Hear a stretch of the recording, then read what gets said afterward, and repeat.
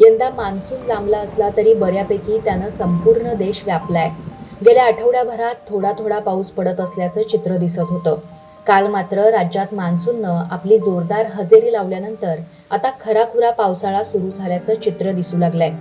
मुसळधार पाऊस म्हणजे गोव्याचं एक वेगळं वैशिष्ट्य.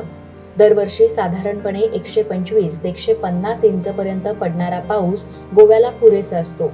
काही वेळा 150च्या वरही पाऊस नोंद झालाय. गोव्यात मागच्या काही दिवसांपासून पावसानं जोरदार हजेरी लावली असून गेल्या 2 दिवसात राज्यात वेगवेगळ्या ठिकाणी पडलेल्या मुसळधार पावसामुळे काहींच्या घरात, दुकानात पाणी गेलंय, घरांची पडझड झाली आहे, तर काही ठिकाणी झाडं कोसळली आहेत. गेल्या 24 तासात राजधानी पणजीत सर्वाधिक 202 मिलीमीटर पावसाची नोंद झाली आहे.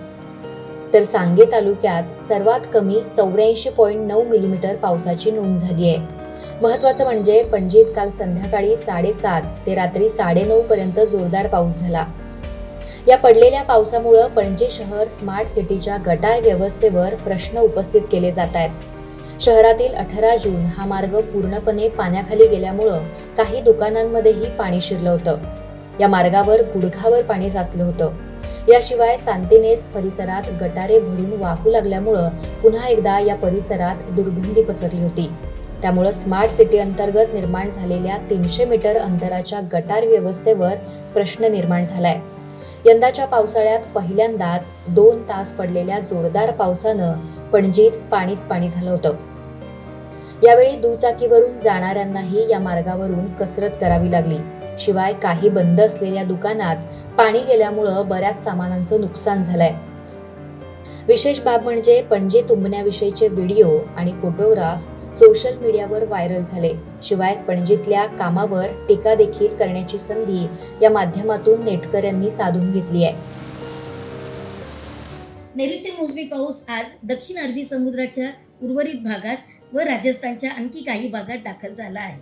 तसेच पुढील 2-3 दिवसांमध्ये भारताच्या उर्वरित भागात नैऋत्य मोसमी पाऊस दाखल होण्याची शक्यता आहे. महाराष्ट्र किनारपट्टीपासून ते केरळ किनारपट्टीपर्यंत कमी दाबाचा पट्टा सक्रिय असल्यामुळे कोकण गोव्यात तुरळक ठिकाणी मुसळधार ते जोरदार पाऊस पडत आहे. ही स्थिती पुढील 2-3 दिवस कायम राहण्याची शक्यता आहे. आता आपण राज्यातील 4 विभागाचा हवामानाचा अंदाज बघूया. कोकण गोव्यात आज बहुतांश ठिकाणी जोरदार तर तुरळक ठिकाणी अतिवृष्टी होण्याची शक्यता आहे. तसेच उद्या तुरळक ठिकाणी जोरदार पाऊस पडण्याची शक्यता आहे. 29 आणि 30 तारखेला सारखी परिस्थिती राहणार आहे. 1 जुलैला तुरळक ठिकाणी जोरदार पाऊस पडण्याची शक्यता आहे व 2 तारखेला तुरळक ठिकाणी मुसळधार पाऊस पडण्याची शक्यता आहे. मध्य महाराष्ट्रात पुढील 2-3 दिवस बहुतांश ठिकाणी जोरदार पाऊस पडण्याची शक्यता आहे. गोवा वेधशाळेकडून राज्यात पावसाबाबत आणखी 2 दिवस येलो अलर्ट देण्यात आलाय. 28 आणि 29 जून रोजी राज्यात काही भागात जोरदार पाऊस होण्याची शक्यता वर्तवण्यात आली आहे. त्यामुळे नागरिकांना सतर्क राहण्याचा इशारा देण्यात आलाय.